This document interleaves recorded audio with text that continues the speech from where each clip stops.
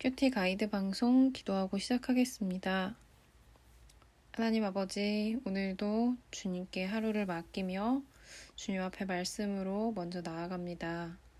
주님께서 오늘 우리에게 주신 이 말씀을 잘 이해하고 마음에 새길 수 있게 도와주시고, 또 이 말씀에서 우리에게 주시는 하나님의 미세한 음성 듣고 순종으로 기쁨을 누리는 하루가 되게 도와주세요.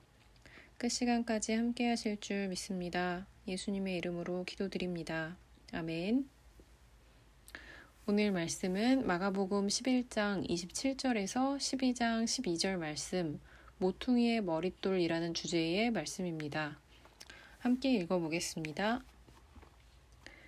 그들이 다시 예루살렘에 들어가니라. 예수께서 성전에서 거니실 때에 대제사장들과 서기관들과 장로들이 나와 이르되 무슨 권위로 이런 일을 하느냐? 누가 이런 일 할 권위를 주었느냐? 예수께서 이르시되 나도 한 말을 너희에게 물으리니 대답하라. 그리하면 나도 무슨 권위로 이런 일을 하는지 이르리라. 요한의 세례가 하늘로부터냐 사람으로부터냐 내게 대답하라. 그들이 서로 의논하여 이르되 만일 하늘로부터라 하면 어찌하여 그를 믿지 아니하였느냐 할 것이니 그러면 사람으로부터라 할까 하였으나 모든 사람이 요한을 참 선지자로 여김으로 그들이 백성을 두려워하는지라. 이에 예수께 대답하여 이르되 우리가 알지 못하노라 하니 예수께서 이르시되 나도 무슨 권위로 이런 일을 하는지 너희에게 이르지 아니하리라 하시니라.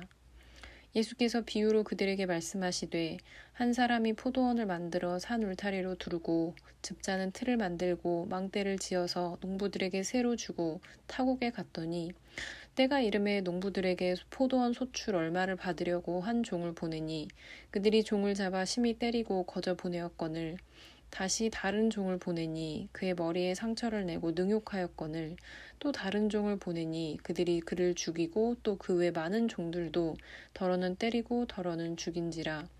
이제 한 사람이 남았으니 곧 그가 사랑하는 아들이라 최후로 이를 보내며 이르되 내 아들은 존대하리라 하였더니 그 농부들이 서로 말하되 이는 상속자니 자 죽이자 그러면 그 유산이 우리 것이 되리라 하고 이에 잡아 죽여 포도원 밖에 내던졌느니라. 포도원 주인이 어떻게 하겠느냐? 와서 그 농부들을 진멸하고 포도원을 다른 사람들에게 주리라. 너희가 성경의 건축자들이 버린 돌이 모퉁이의 머릿돌이 되었나니 이것은 주로 말미암아 된 것이요 우리 눈에 놀랍도다 함을 읽어보지도 못하였느냐 하시니라. 그들이 예수의 이 비유가 자기들을 가리켜 말씀하심인 줄 알고 잡고자 하되 무리를 두려워하여 예수를 두고 가니라.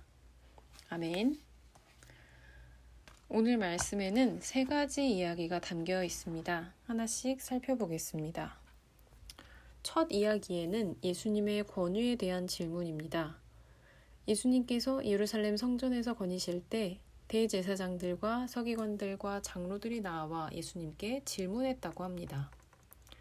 이 질문을 한 사람들은 산헤드린 공회의 대표자들이고요. 예수님께 두 가지 질문을 던집니다. 첫 번째 질문은 무슨 권위로 이런 일을 하느냐? 그러니까 너희의 권세가 무엇이냐는 질문이죠. 두 번째 질문은 누가 이런 일을 할 권위를 주었느냐? 즉, 너의 권세의 근원이 누구냐 하는 질문입니다. 예수님께서는 이 질문에 질문으로 답하시는데요. 이것은 랍비들의 일반적인 논쟁 기술이었습니다. 예수님의 대답으로 되물으신 질문은 30절 말씀이죠. 요한의 세례가 하늘로부터냐 사람으로부터냐? 이 질문은 한편으로는 예수님의 권세가 요한의 권세와 출처가 같다는 것을 말씀하시려는 것이고요.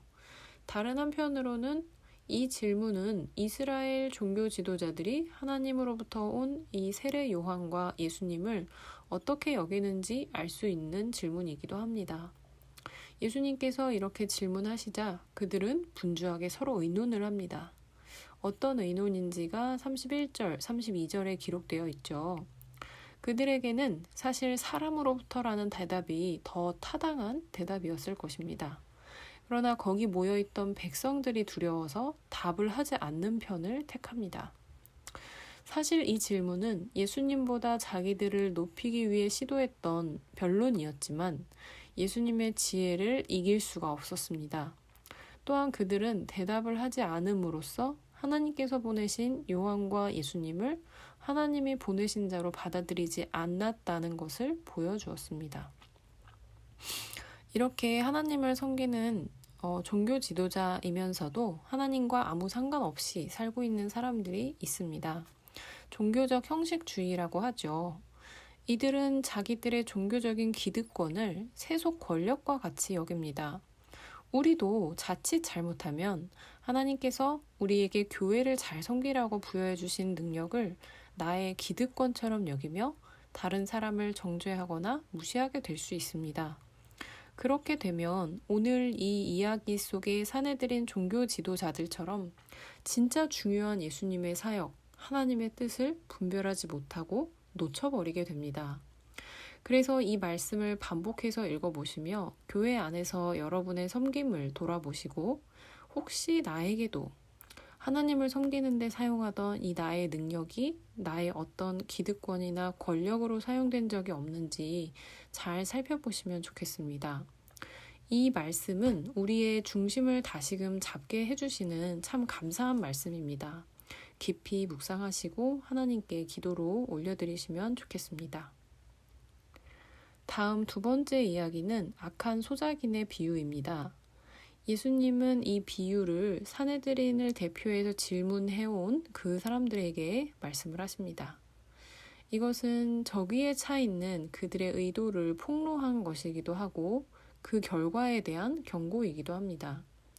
포도원 건설에 대한 이야기는 이사야서 5장 1절 2절에서 온 것이고 포도원은 이스라엘 백성이 잘 알고 있는 표상입니다.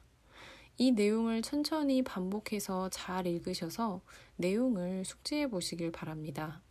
우리가 포도원에 관련된 이야기를 성경에서 많이 접해봤기 때문에 대강 어떤 내용인지 알기가 쉬운데요. 큐티로 묵상하실 때에는 우리가 안다고 생각하는 말씀을 천천히 읽을 때에 새롭게 발견하고 또 새롭게 이해하게 해주시는 즐거움이 있습니다. 천천히 읽어보시며 이 말씀을 누려보시면 좋겠습니다. 그 내용을 한번 보면요. 주인은 좋은 포도를 얻으려고 정성스럽게 포도원을 만들어서 소작 농부에게 맡기고 타국에 갔습니다. 추수 때가 되어서 주인은 소작료로 과실을 받기 위해 종들을 보냈지만 이 소작인들은 종들을 때리고 죽이기에 이릅니다. 주인은 마지막으로 그의 아들을 보내지만 이 소작 농부들은 그가 상속자인 것을 알고 그마저도 죽여 포도원 밖에 내던집니다. 상속자가 없어지는 것이 이 당시의 팔레스타인 지역에서 법적으로 그 땅을 어떤 소유할 방법이 있었던 것 같습니다. 아들마저도 죽인 이 악한 농부들에 대해서 포도원 주인이 어떻게 하겠습니까? 주인이 와서 그들을 진멸하고 포도원은 다른 이에게 주겠지요. 포도원을 만든 사람에 대한 이야기는 하나님과 이스라엘의 관계에 대한 비유입니다. 하나님께서는 이스라엘의 회개와 의의 열매를 거두시기 위해서 몇 번이고 거듭 많은 선지자들을 보내셨죠. 하지만 그들은 능욕을 당하고 죽임을 당했습니다. 이야기에 등장하는 주인의 사랑하는 아들은 예수님이시죠. 9절에서 예수님은 듣는 사람에게 질문을 하심으로써 예수님을 배척하는 것은 하나님을 배척하는 것이라는 말씀을 하셨습니다. 그리고 필연적으로 이스라엘의 하나님의 심판이 올 것, 그리고 그들의 특권이 다른 사람에게 넘겨질 것도 말씀하셨죠. 이 소작 농부들의 문제는 소작인이라는 자신의 신분을 망각하고 주인의 것을 자기 것으로 착각한 것입니다. 소작농들이 농사짓던 좋은 포도원을 만드신 분은 하나님이셨습니다. 그들은 단지 하나님의 은혜로 좋은 직장, 또 좋은 가정을 누리고 있었을 뿐입니다.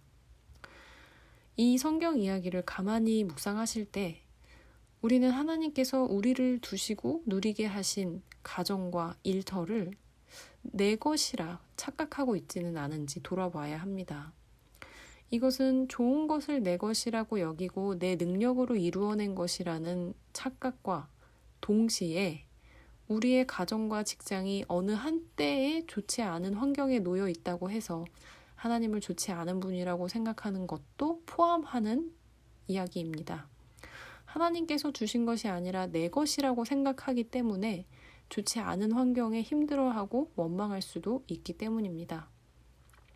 하지만 주신 말씀으로 생각해 본다면 하나님께서 우리에게 허락하시고 맡기신 가정과 일터에 대해 우리가 취해야 하는 태도는 무엇일까요?